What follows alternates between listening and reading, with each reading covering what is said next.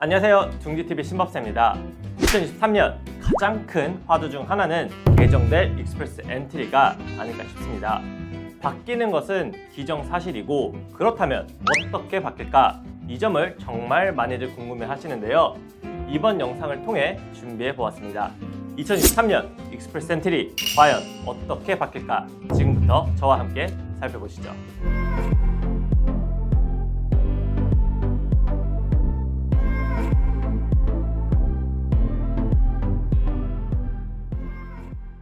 새로운 NOC 2021 도입은 변화를 부른다.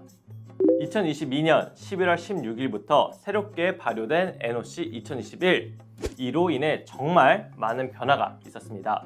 기존 스킬 레벨이 티어로 바뀌면서 기준도 달라졌고, 이전에 익스프레스 엔트리를 통해 이민 프로그램에 지원할 수 없던 16개의 직업군이 지원할 수 있게 되기도 했습니다. 그 반대로 지원할 수 있던 3개의 직업군은 제외가 되기도 했었습니다. 이미 변화하고 있던 익스프레스 엔트리는 스킬 레벨 대신 새로운 티어 적용으로 또한 크게 달라질 것이라고 보입니다. 주정부 이민 프로그램 PMP를 보자. 주정부 이민 프로그램을 다시 한번 살펴보는 것도 굉장히 도움이 될 수가 있습니다. 최근 캐나다 이민 프로그램의 방향을 보면 주정부 단위 이민 프로그램 적용을 보고 참고에 기존 연방정부 이민 프로그램의 반영에 수정하는 경향이 있음을 알 수 있습니다. 예를 들어 션 프레저 이민 장관이 몇 차례 언급한 적이 있는 특정 직업, 특정 지역 지원자에 대한 이민 혜택을 부여하는 방식은 이미 주정부 단위 PMP 선발 과정에 타겟 드로우로 구현되어 왔던 방식입니다. 따라서 주정부 이민 프로그램이 어떻게 운영되는지를 잘 살펴보는 것은 연방정부 이민 프로그램의 변화를 짐작하게 하는 열쇠가 될 수 있습니다.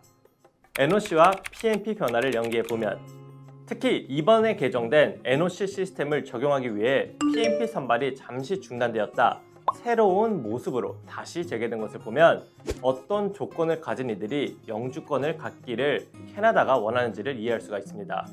예를 들어 BC PMP의 경우 지역적인 혜택에 집중하며 직업기술 수준보다는 기술적인 숙련도에 좀 더 초점을 맞추는 모습입니다.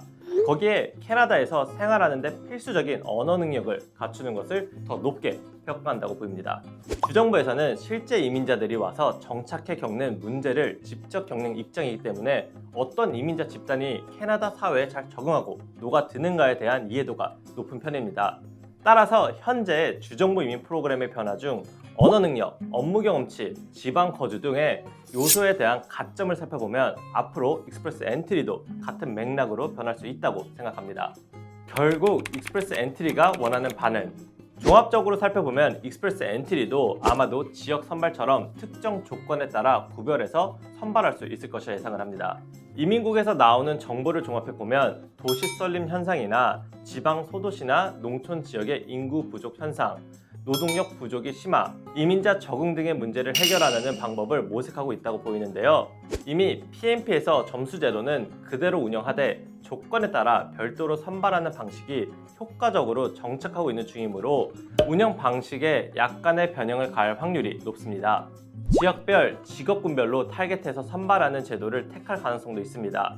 모두 주정부 이민 프로그램을 통해 그 성과가 입증되었기 때문에 도입은 얼마든지 가능할 것이라고 예상합니다. 문제는 자격증 변환. 특히 얼마 전 션 프레저 장관이 이미 숙련된 전문 인력자가 이민 후 자신의 직업군에 활동하지 못하는 사례의 문제점에 대해서 언급했던 적이 있습니다. 예를 들어 의사라는 직업을 가진 사람들일지라도 캐나다에 와서는 의사라는 직업을 바로 이어갈 수 없다는 점이 문제라고 시작했는데요. 많은 분들이 알다시피 캐나다의 의료체계는 인력난으로 현재 심각하게 위협을 받고 있는 중입니다. 필요한 전문 인력을 캐나다로 받아들인다고 하더라도 이 부분이 해결되지 않는 이상 단기간에 가시적인 성과를 얻기 힘들 것으로 보이는데요. 익스프레스 엔트리의 2023년 개정과 함께 아마 자격증 변환과 관련한 급진적인 발표가 있지 않을까 조심스럽게 예측해봅니다.